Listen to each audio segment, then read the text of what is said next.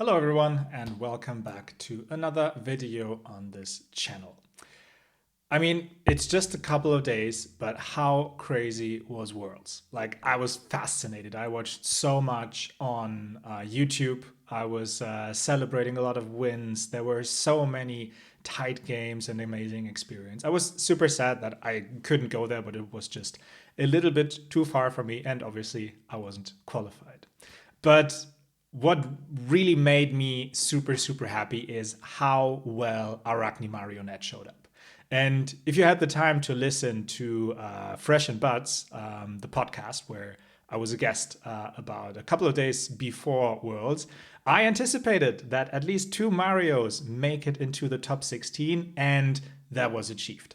Tommaso as well as Gaichi made it into the top 16 with Arakni Marionette, and probably could have even gone further if a few things would have aligned a little bit differently.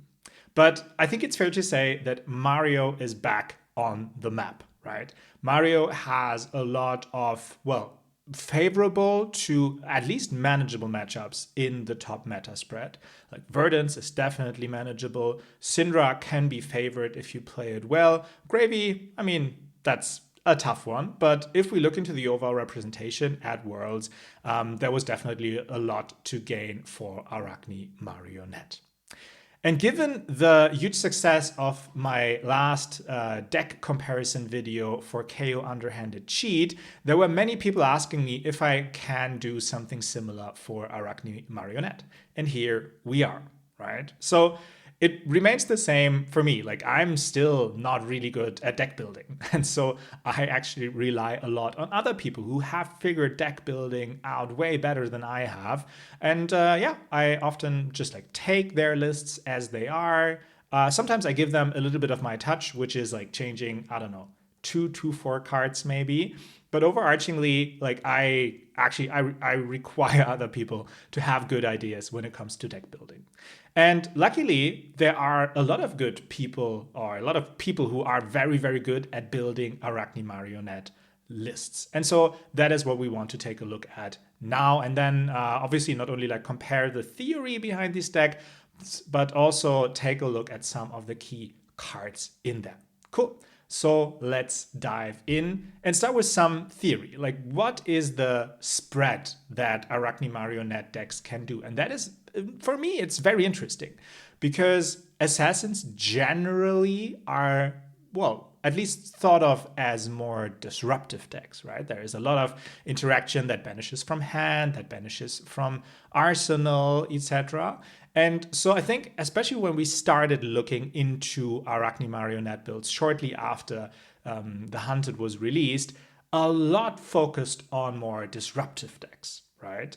But over time, especially after the Bonds ban post calling Copenhagen, I think it was, we had to pivot a lot further over to just raw damage value. And that is something else where assassins really exceed. Especially the Dagger builds can throw so much damage, especially if your opponent blocks poorly or makes a wrong blocking decision. Something like Tarantula Toxin can create so much value. Graphene Chelicera in itself can create so much value for you if your opponent is marked, etc. And so that is a little bit the spread that Arakni Marionette decks can do. And still in this meta, or let's say like the extended meta up until like a few weeks ago, there were some more disruption focused builds that are, I think, still viable to some extent. And then there is the damage value build, the Wario decks, if you will. And so I brought 3 decks with me, one leaning more into the disruption focus, one heavily leaning into the damage value, and then a list that is somewhere in between, probably still more focused towards the raw value of the Dagger builds. So let's take a look. On the left-hand side, on the number 1, we have a more disruption-focused build. And that is a list that Dan Rutkowski created, so from the Runaways. You can find it on the Runaways Metafy. And I already played a couple of games during the videos over the last couple of weeks on my channel. So there you can definitely see a lot of that. And what this deck list does is that it has a lot more disruptive attacks and especially has way more option when it comes to attack reactions. So something like Just a Nick, Take Up the Mantle are staples there and play really well into the game. An abbreviation of that list I actually took to calling Hamburg just a few weeks ago. We just made a few tiny changes. And especially into Syndra, this played so well. I lost one game to Syndra, but that was a crazy, crazy high roll. Every other game against Syndra, I won quite easily because I had so much disruption that Syndra had issues playing more than 3-card hands. And if Syndra is only able to play 3-card hands, it is pretty easy to block out Mask of Momentum and not give them that value. And at the same time, I feel that decklist is significantly weaker against many of the Earth heroes. I mean, they're technically two, but it's weaker against Verdance and especially weaker against someone like Florian. That is very clear here. And that's also a reason why Dan Rutkowski didn't take this list to Worlds in Philadelphia, but also focused on a more Dagger focused build. But I think if the percentage of Florian in the meta stays where it is, which is basically non-existent. I think there were 8 total Florians at Worlds. And if also the amount of Verdances might go down a little bit going forward, which currently I don't expect, but I mean, I think she's not too far away from LL, right? So maybe like in a couple of weeks after RTN season, maybe there's no Verdance anymore, or maybe the upcoming set changes so much that the Earth heroes are not that viable anymore. Then I can actually see us as Mario players pivoting back over to a more disruption-focused build. The second link, the deck build here, is from Gaichi Yamada, who ended up in the top 16, I think on 13th place at Worlds. And yeah, I think his list is a very good mixture. Like, it has a bit more disruption than the very Dagger-focused build. So it plays a lot of Mark of the Black Widow. It has a few one-off attack reactions, for example, like the Take Up the Mantle that can give you some options in some cases, but at the end it's still very focused on the value, probably because of the same reason that Dan said that he didn't play the disruption focused build, which is Earth. If there are so many defense reacts everywhere and they can play such a value game with blocking a lot and then just like swinging one spell or their sword back, that is just super tough for us as disruption focused builds to come over that. And so, yeah, let's look at some of the cards that Gaichi decided upon, like Authority of Ataya or Dual Threat. There are some very interesting one-offs in this deck build, so we'll check that out in a second. And then the third list, and that's probably the one that most of you have been playing over the last couple of weeks, is coming from Kashy. And Kashy, I think, has been, next to Tao Tao, one of the people that have piloted and really, yeah, brought this Dagger value list to the forefront and made it a list that we're all playing right now. And as said, that list is very heavily focused on Dagger damage, right? You try to get a Shilisera very, very early on, and there are loads of options to get the Graphene Shilisera, and then just outvalue your opponent, right? I think if you draw normally, you can actually outrace a Syndra quite easily because there are some sprinkles of disruption in there. Of course, there's Leave No Witness. Of course, there's Mark of the Black Widow into many matchups. And the raw value of your daggers, plus then these sprinkles of disruption are often enough to, yeah, make it a very favorable game for you. Yeah, so these are the 3 lists that we're taking a look at and the 3 different scenarios they're playing in. So up next, let's take a quick look at some of the card choices that they have made, which are interesting. And then afterwards, you can hopefully decide what is the right version for you, what list should you be playing, or maybe you have a completely different idea and can come up with a 4th list that I can add to my next video. So let's take a look at the deck lists.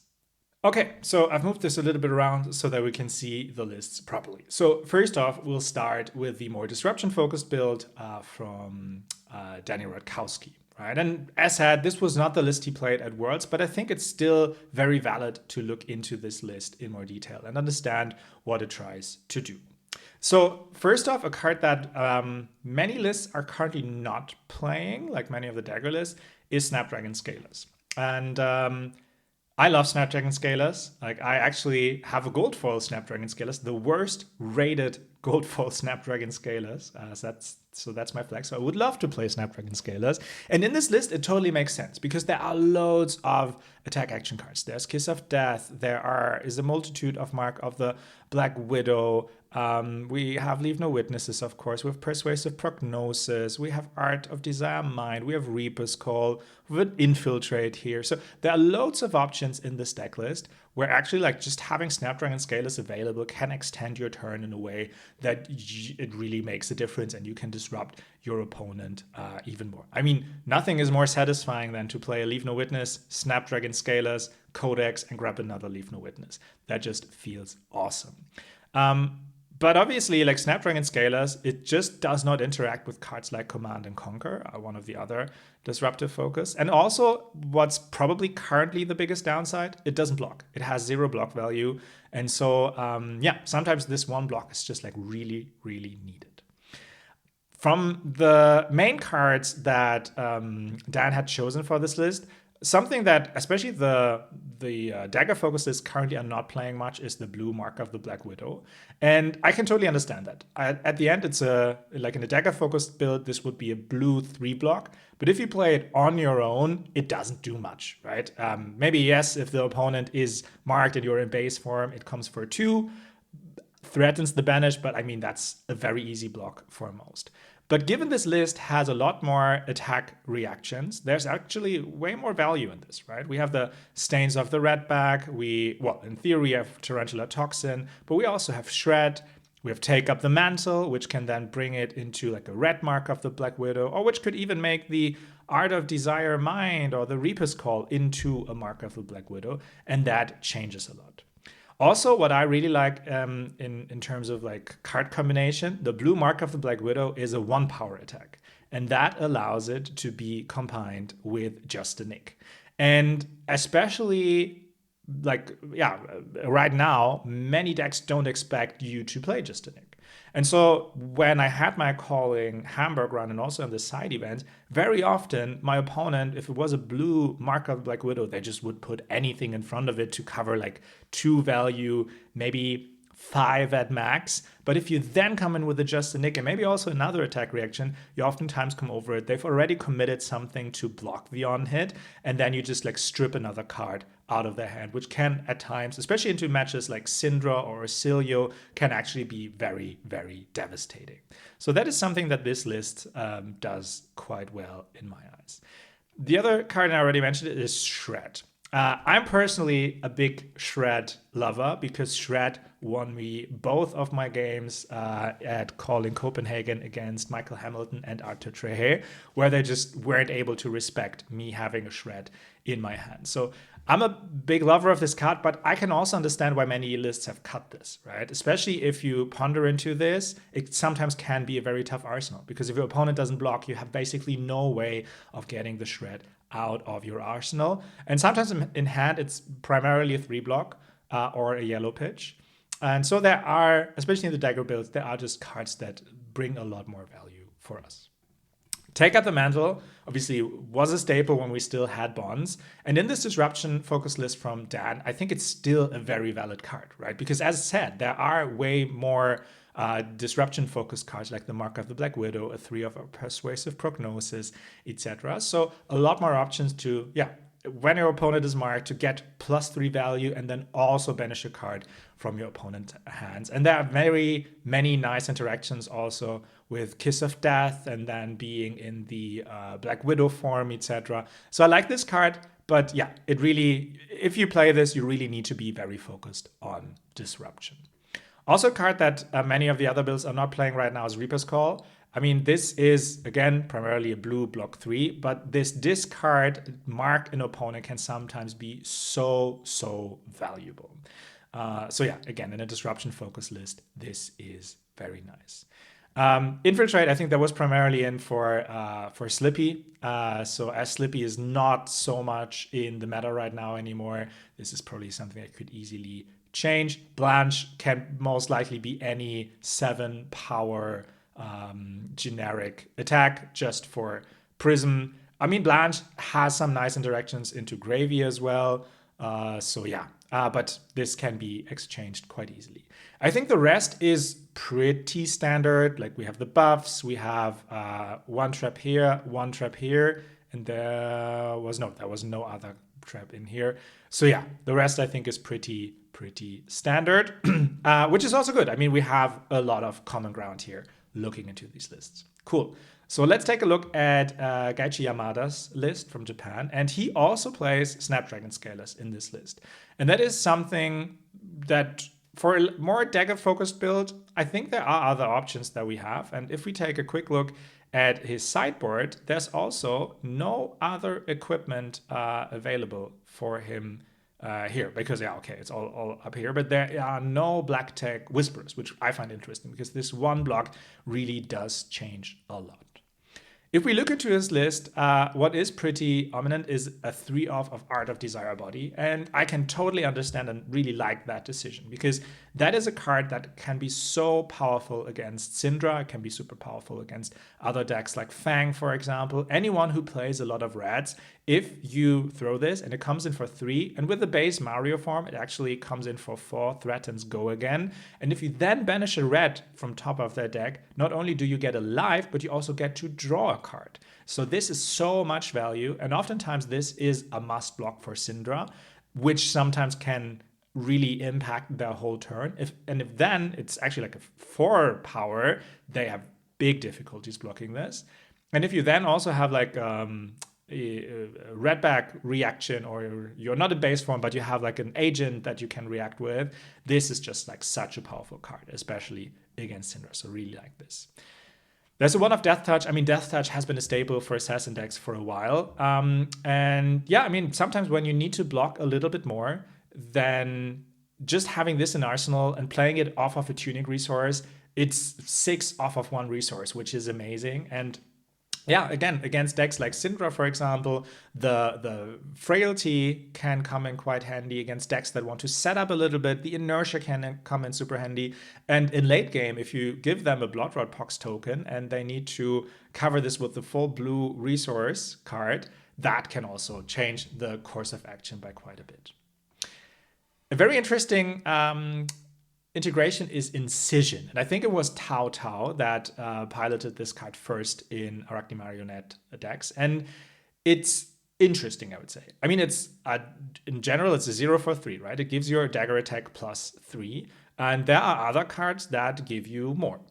But at the same time, and that is why Gaichi, and I spoke a little bit with him about this, one reason why he added this is the 3 block. He wanted to get rid of as many 2 blocks as he can in order to have some more agencies when he actually needs to block out a Syndra because his hand doesn't play into the more aggressive game style. And so very interesting integration. I think this is still up for debate. What is the best course of action here? Sometimes when you have, and we'll take a look at that card in a second in the other list, the not to the point, or is it to the point? Yeah, I think it is. The attack reaction that gives +4 if your opponent is marked. That's obviously more value, but also blocks for 1 less. So the question is, what is your game plan here? Cool. If we look further, there are 3 Lair of the Spider, which I, again, find interesting. Most lists currently, as far as I can see, play like 1 trap, maybe 2. And Gaichi here decided to play 4 traps. Most likely, he will not bring all 4 traps into every matchup. But having a 3-off in Lair of the Spider means that there are matchups where he's bringing in all 3 Lair of the Spider. And yes, the marking is nice, but at the end, it's a 3-block defense reaction. So something like Sink Below or Shelter from the Storm do have a lot more value. Yes, I mean, this couples better with the 6th agent with the Trapdoor. Because sometimes if you just have 1 trap and you roll into Trapdoor twice, you're out of traps to use. And then Trapdoor is absolutely useless. But yeah, a 3-off, interesting. Definitely. Would love to know what you think of. Is Lair of the Spider actually worth having a 3-off in the deck list? we have more disruption than in the Dagger list. So here again, we see a mark of the Black Widow, and coupled with that, we can also see a one-off take up the mantle. So that's probably an upside play, right? If it lines up, awesome. If not, take up the mantle as a yellow pitch or a 3-block. And also the mark of the Black Widows, worst case, they are a 3-block or a blue pitch. The other cards here, I think, make a lot of sense.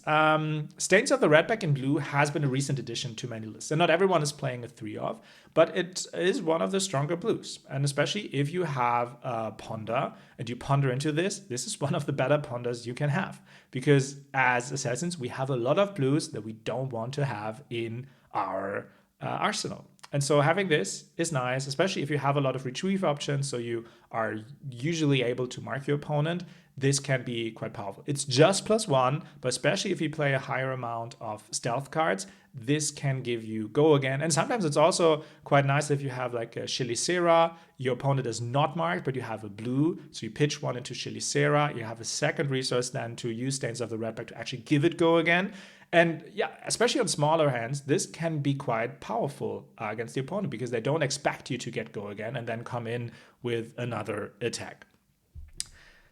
Then next, we do have a one-off dual threat. That's a card I've rarely seen in Arakni Marionette list because I feel it requires too much. But with this amount of stealth attacks as well as dagger pumps, this might be viable, right? Because in theory, you can get +6 value for 0 cost from this if it all lines up. So yeah, playing this as a one-off, again, for the upside, I think it's a cool thing to do and sometimes can maybe give you the extra edge to be able to win against your opponent. All right, one last card to look at is Authority of Ataya in here. So the new fabled gem. So when this is pitched, your opponent needs to pay an additional resource for every defense reaction they are playing. And this, especially against the Earth heroes, it can come in so handy at times. Or also other decks who respect Assassin a little bit too much with way too many defense reactions, this can be devastating. I just had a match the other day where my opponent, I was Mario and my opponent played Authority of Ataya, but it did have 2 defense reactions and a trap available, and it just cost me 3 to play this. So a full card in order to play the the defense reaction, that was insane. But Authority of Ataya has one big downside. Again, that is probably the worst Arsenal target you can have. If you put this into Arsenal somehow, that can be game ending. And that is also why there is one card that you're not seeing here. Yes, you're seeing the Codex of Frailty, of course, here, but you're not seeing the Codex of Inertia. And having Authority of Ataya in your list is most likely the reason why Gaichi didn't decide to put in the Codex of Inertia. Because if you Inertia and put the top card of your deck into Arsenal, and that is Authority of Ataya, you need to get yourself hit with a Command and Conquer or anything else that disrupts your arsenal. Plawanda would be amazing to receive, right? But you can't do anything with this in Arsenal. And sometimes, especially in the late game, if it's a lot of like value grind, you need your arsenal to put something in to be able to kill your opponent in the next turn. And so I'm really torn. I would love to test it more, but also Codex of Inertia feels so powerful into so many matchups. All right. Let's look into Kashy's list. And speaking about Codex of Inertia, that is a card that we have in here as a 3-of. And let's quickly start talking about this because I think this has been quite a discussion for many people, why this is in here and what it does. I started to really liking this card. At first, I found it very clunky, but it can enable a lot of really, really good plays. First of all, playing it, everyone puts the top card of their deck into Arsenal and then discards a card. So usually in your own play patterns, if you can, you have no other cards in hand, so you don't need to discard, but your opponent needs to. And there are quite a few decks, especially like the Earth heroes, who have a lot of cards that they don't want in their arsenal. Also, the brutes oftentimes have cards they don't want to have in arsenal because they are just like very low in the value scale. And so this can come in super, super handy. But if it also allows you to extend your turn plus getting a ponder, that is just so clutch. So I had a lot of lines where I played Codex of Inertia and then put like a Leave No Witnesses or Codex of Frailty into my arsenal, or like another pump, and there was one dagger I didn't use yet. So that is really powerful. And that's also something that you need to probably play around a little bit in order to get the most value out of it. Ideally, if you have Codex of Inertia, you want one dagger, ideally Shilicera, to not be used this turn yet. Because if you draw a dagger pump and you have used both of your daggers already, then you can't play it, right? And you still have a ponder. So you're basically IPing yourself by one in one way. And the value of Codex of Inertia was just not high enough. So yeah, really, you really need to invest some time in order to understand how to play this card. But let's go through the list in a bit more detail. So the first thing that comes to mind when looking at this is the Rainbow Orbweaver Spinneret. So we not only have the red Orbweaver Spinneret, we not only have the blue Orbweaver Spinneret, but we also have the yellow Orbweaver Spinneret. So 9 options just from the deck in order to create a Graphene Shilicera. And that is super powerful because Graphene Shilicera is the one thing that you want to establish as early as possible. That is why very often in turn 0, we attack, we throw the the Glaive to mark the opponent, go into our turn, use our Mask of Deceit in order to go into the Orb Weaver agent form, discard a card in order to get one. But this is now not necessarily needed in many cases, because very often with 9 copies, you do have an Orb Weaver Spinneret in your hand turn 0 or latest turn 1. So there is a very good option for you to use your Mask of Deceit differently. Ideally, maybe for a trapdoor to stop a very powerful attack of your opponent with a trap and the 2-block of the mask, give them an inertia for them to not set up properly. So this really allows a lot. And worst case scenario, this is a 3-block and it is a yellow pitch. Also, if you put this into your arsenal by playing Codex of Inertia, this is actually a good arsenal target, right? It gives you +2. If you don't have a Shilicera, it equips you with one. So yeah, definitely a very good card in here. If we continue looking through the list, I think it is the standard dagger build with like the pumps, etc. that you see. Again, a very good inclusion is the blue stains of the redback. I talked about this in Gaichi's list already. It's just a good arsenal target for Codex of Inertia. And with 3 Codex of Frailty and 3 Codex of Inertia, in theory, you have 6 ponder options. So there will be times where you just like draw something that you don't like, and Stains of the Redback Blue is one of the better ones. To the Point is the card that I mentioned before. So on the contrary to Incision, this also gives +3, but if your opponent is marked, it gives you +4. And oftentimes, just like going one over your opponent's blocks is so powerful. That's why I like this card a lot. There are a couple of other blues that you haven't seen in the other lists, one being Knives Out.